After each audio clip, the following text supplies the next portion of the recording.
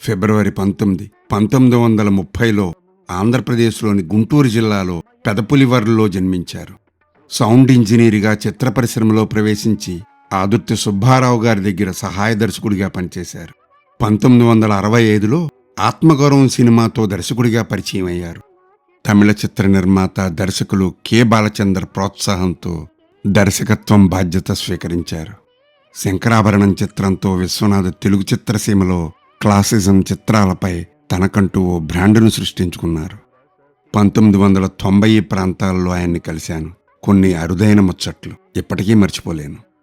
తెలుగు సినిమాలకు కళాత్మకతను, సాంప్రదాయ విలువలను జోడించి తన చిత్రాల ద్వారా సామాజిక సందేశాలను ప్రజలకు అందించిన ఓ మధ్యతరగతి అరుదైన అగ్రహారీకుడు కళాతపస్వి కాశీనాథుని విశ్వనాథ్.